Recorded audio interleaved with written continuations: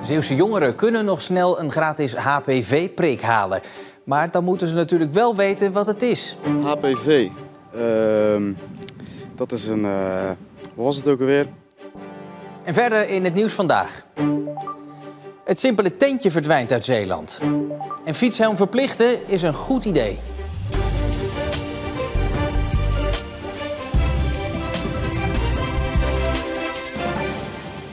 Goedenavond. We lopen achter op het landelijke beeld. In Zeeland hebben tot nu toe nog maar weinig jongeren hun HPV-vaccinatie gehaald. Volgens de GGD is het nog niet te laat, maar de tijd dringt. Anders moet er flink voor worden betaald. Wij zien in Zeeland een opkomstpercentage van ruim 12% van de jongeren die in aanmerking komen, die ook daadwerkelijk hun vaccinatie zijn komen wezen halen. Landelijk heeft 20% die prik gehaald, dus loopt Zeeland achter. Maar volgens de GGD was dat te verwachten. Opkomstpercentages in Zeeland liggen altijd al lager, dus het ligt in de lijn der verwachting. Dat heeft voornamelijk te maken met toch dat we een reformatorische bevolkingsgroep hebben die principieel niet vaccineren. Dus ook voor deze vaccinatie dan niet kiezen. Anderzijds denk ik dat jongeren toch ook wel een beetje vaccinatiemoe zijn. We hebben natuurlijk net 2,5 jaar COVID gehad. En dan is dit weer een vaccinatieronde van 2 prikken. Ja, ze zijn het gewoon een beetje beu. De GGD heeft dan ook een duidelijke oproep. Dit is je kans, maak nu een afspraak, kom de prik halen. We doen er echt alles aan om die opkomst te verhogen. Ik praat over verder met zorgverslaggever Jannes Goedbloed hier bij mij in de studio. Jannes, waarom vindt de GGD het eigenlijk zo belangrijk dat dat percentage nog omhoog gaat? Nou ja, dat HPV-virus, dat vaccin daartegen, dat helpt om meerdere vormen van kanker te voorkomen. Want door dat HPV-virus kan je kanker krijgen aan bijvoorbeeld je anus, de baarmoederhals, de mond- en keelholte, je penis, vagina of vulva. Ja, en dus wil de GGD dat zoveel mogelijk mensen die prik alsnog gaan halen. Ja, want hoe loop je het eigenlijk op, dat virus? Ja, door intiem contact, en het kan dan seksueel contact zijn, maar ook andere vormen van huidcontact, zoals knuffelen bijvoorbeeld. Het gaat nu om een inhaalcampagne, hè? Wat betekent dat dan? Nou ja, die inhaalcampagne dat heeft alles te maken met voortschrijdend inzicht. Want heel lang werd gedacht dat alleen vrouwen kanker konden krijgen door HPV. Maar nu weten we dat ook jongens en mannen door HPV kanker kunnen ontwikkelen. En daarom worden de jongens dus nu ook opgeroepen. En bij de meiden die eerder wel zo'n vaccin konden halen, heeft lang niet iedereen dat ook daadwerkelijk gedaan. Dus die zijn ook opgeroepen. En ze hopen nu dus dat iedereen onder de 27 die prik nog niet heeft gehaald, dat alsnog komt doen. Maar ja, dan moeten ze natuurlijk wel weten wat het is. En dat is als ik zo. HPV zeg, weet je dan waar ik het over heb? Oh nee, nee. Nee? Nee, helemaal niet, nee. HPV, dat is een... wat was het ook alweer? Nee, eigenlijk niet. Ja, dat kwam mij wel bekend voor, ja. En als ik zeg het HPV-virus, helpt dat? Nee, ook niet, eigenlijk. Ook nog niet? Nee. Het is een virus. Het is een virus, ja, en daar kon je eigenlijk voor laten vaccineren. Klopt, ja. Yes. Ja, ik heb er volgens mij wel een brief van gekregen, dacht ik. Heb jij dat vaccin al genomen? Nee, ja, ik heb het vaccin nog niet genomen. Ook omdat ik eigenlijk nog helemaal niet van heb gehoord. Nou, ik ben het van plan te doen. De tijd begint daar wel een klein beetje voor te dringen in die zin. Kijk, het zijn 2 prikken, het moet een half jaar tussen zitten. En het is dit jaar nog gratis. Oké, dat is wel goed uitzegd. Dankjewel. Misschien dat ik dat nog binnenkort nog ga doen als ik er misschien wat meer informatie en kennis over heb. Maar nu had ik het nog niet echt overwogen om het te doen, nee. Het zijn 2 prikken, het moet een half jaar tussen zitten. Als je hem in juni nog haalt, dan ben je nog op tijd. Maar in juli dan ben je al te laat, want als je dan een half jaar later de tweede haalt, dan moet je daarvoor gaan betalen. Oké, ja, dat wist ik niet dus.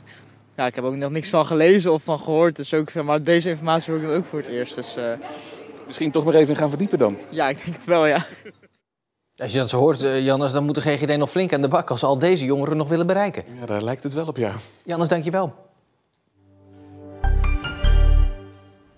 De gemeente Veeren mag beginnen met de bouw van 19 woonunits voor Oekraïense vluchtelingen aan de Keiweg in Koudekerke. Een groep omwonenden spande een kort geding aan om de bouw te voorkomen.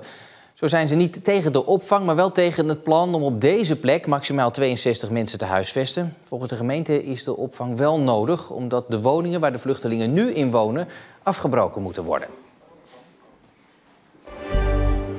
Het stadhuis van Terneuzen heeft dringend onderhoud nodig, vertelt de bode, Guus de Bakker. Nou, hier aan de buitenzijde zien we ook dat het begint te verweren. Hè. De steentjes liggen hier bloot, komt natuurlijk door de zoute zeewind. Dus hier zit het heel mooi aan hier. En daarom wil wethouder Frank van Hullen dat het gebouw een rijksmonument wordt. Op die manier komt er namelijk meer geld beschikbaar. Wat wij willen is de gemeentelijke monumentenstatus upgraden naar een rijksmonumentenstatus. Dat betekent dat je toch ook meer middelen eventueel los kan krijgen. Je zal ieder dan meer aandacht moeten besteden aan het specifieke karakter van je gebouw. Maar je geeft hem dan ook een bepaalde status die wij vinden dat past bij dit gebouw. Het betonnen gebouw van architect Jaap Bakema geldt als een icoon voor de brutalistische bouwstijl. Liefhebbers van brutalisme noemen uw gebouw de Eiffeltoren van Terneuzen. Is dat niet een tikje overdreven? Nee, het symbool voor Parijs noem je Eiffeltoren, noem je Parijs, noem je Parijs, noem je Eiffeltoren. En langzaam maar zeker ontstaat dat ook bij ons stadskantoor. Ook inwoners vinden het gebouw rijksmonumentwaardig, bleek eerder al uit een enquête van de gemeente onder de inwoners. Het aantal traditionele kampeerplekken in onze provincie is in de afgelopen jaren met bijna 17% afgenomen, blijkt uit cijfers van het CBS. Vakantiehuisjes en ruimere kampeerplekken met eigen sanitair zijn meer in trek. En daarom verdwijnen dus de ouderwetse plekken. We kennen allemaal het beeld wel met de toiletrol onder de arm naar de wc op de camping. Nou, dat willen mensen niet meer. Ze willen nog best wel kamperen, maar dan op een grote plek met veel privacy. En het liefst met privé sanitair. Je ziet er wel een verschil in dat mensen meer luxe willen. En zeker ook meer ruimte willen. Zeker in corona is dat heel erg naar voren gekomen dat mensen veel meer ruimte nodig hebben. U bent zelf hier ook recreatieondernemer. Jullie merken het omgekeerde, hè? Ja, dat klopt. Vooral campers zien we terugkomen met wat ouder publiek. De vergrijzing is eigenlijk een plus voor onze sector. En ja, we zien dat echt toenemen. En met name ook in de dalperiodes. De tijden van het toiletrolletje onder de arm zijn dus echt voorbij. Ja, die zijn wel voorbij. Alhoewel ik het wel wat nostalgisch vond. Maar dat is wel het eerste wat ik zelf ook heb aangepast op ons bedrijf. Want ik had er zo'n hekel aan om met dat rolletje over de camping te moeten. Je ziet voldoende toekomst voor kamperen? Ja, ik wel, ja.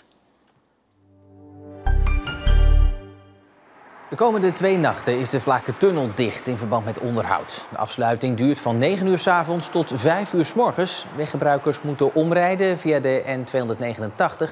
Er staan gele borden met de juiste te volgen route.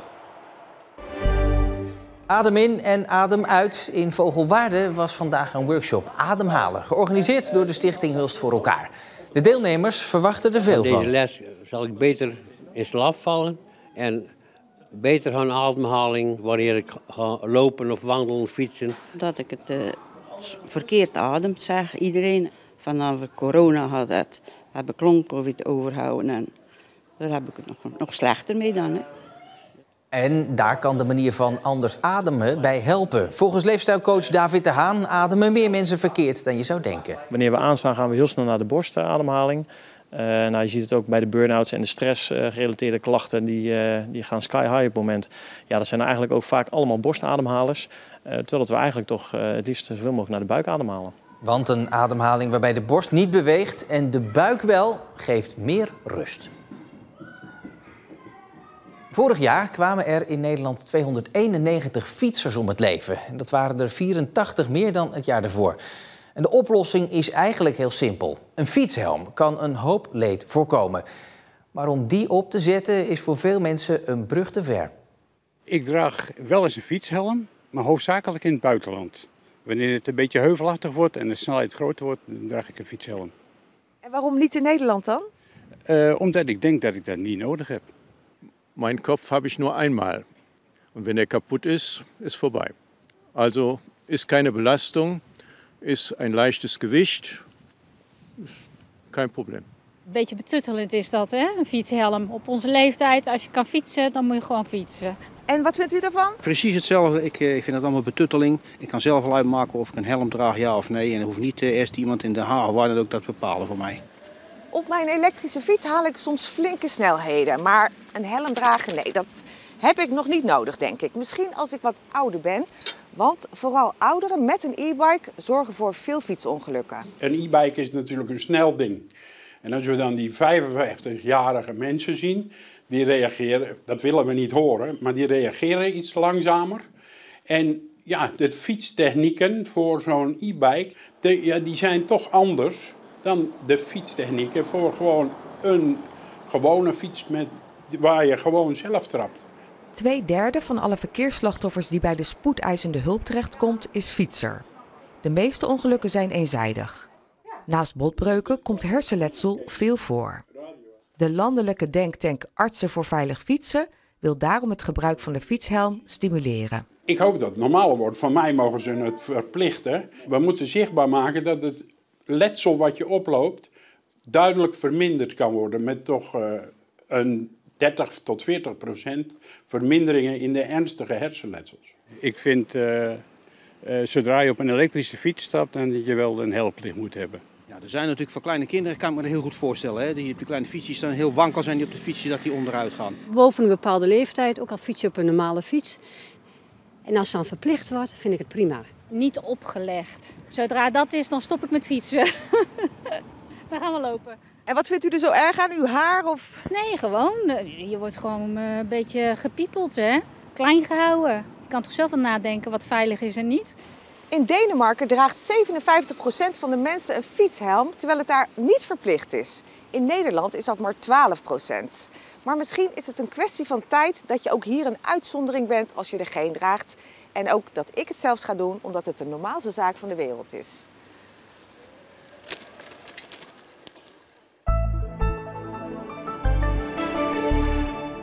Het begon allemaal een beetje grijs, of soms wel heel grijs, zoals hier op de foto. Maar daarna werd het een stuk lichter. Er kwamen stapelwolken en vooral aan zee werd het zonnig. Morgen doen we het precies andersom. Een droge en zonnige ochtend en juist 's middags dan bewolking en ook kans op flinke regen- of onweersbuien met kans op flinke windstoten. Dan naar onze site. Daar aandacht voor voetbal, want welke club heeft het afgelopen seizoen de meeste doelpunten gemaakt? Ja, want met de degradatie van Vogelwaarde naar de 5e klasse van het zondagvoetbal zit het voetbalseizoen erop. Tijd voor een terugblik dus met de meest opvallende statistieken. Zoals dus over doelpunten, maar ook over welke trainer het afgelopen seizoen het succesvolst was. Dat vind je dus op onze site en natuurlijk ook in onze app, net als al het andere laatste Zeeuwse nieuws. Ik wens u voor nu nog een hele fijne maandagavond.